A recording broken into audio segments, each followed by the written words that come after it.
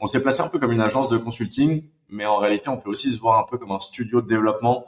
On s'est dit plutôt agence parce qu'on ne prend pas en charge tous les points qui peuvent créer un projet. C'est-à-dire que nous, aujourd'hui, on accompagne nos clients sur 3 grands axes. On va les accompagner sur la stratégie, donc vraiment de l'advisory, du conseil, à savoir peut-être comment développer un concept qui pourrait lier ton produit ou ta marque au Web3 à travers la technologie NFT par exemple, ou comment voilà quel prix, quelle stratégie de mint, stratégie au global en fait vraiment sur l'ensemble du projet.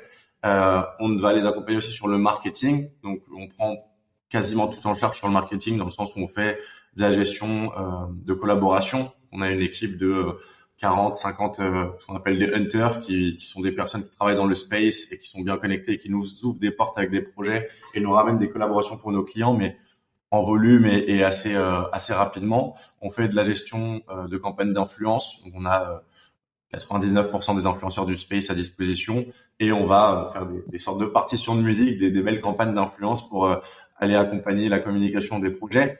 On a la relation presse, du media buying, donc de l'advertising, même si c'est pas quelque chose forcément qui marche de manière incroyable dans le Web3, mais bon, ça dépend. Et on a enfin notre dernier axe, on va accompagner nos clients, qui va être la gestion de communauté, où justement on va mettre en place du Discord, mettre en place des équipes Discord, des community managers sur Twitter ou sur Discord. Et donc, on peut prendre, je dirais, 70% d'un projet.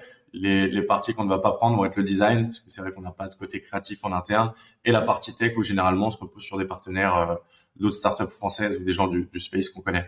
Donc c'est vraiment ça. Après, nos axes de différenciation, j'ai envie de dire, c'est qu'on est vraiment des pure players Web3. On a évolué, en fait, à travers les projets. Je pense qu'on s'est formé, structuré, et on a grandi à travers les projets. Et en plus de ça, à travers...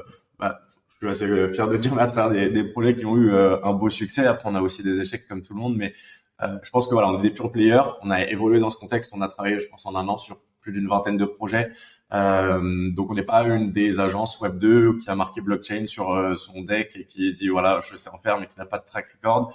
Et je dirais que l'autre différence, c'est que je pense qu'on est bien adapté au space. Nous, on travaille 7 jours sur 7. On n'a pas vraiment d'horaire fixe. On travaille vraiment aux besoins. Si on a des sprints, on peut être là toute la journée, tous les jours. Donc, on est vraiment dispo tout le temps. Et je pense que dans le Web3, qui est un univers qui ne s'arrête jamais, qui ne dort jamais, où les projets NFT ne s'arrêtent pas le week-end, la communication ne s'arrête pas le week-end, je pense que c'est crucial.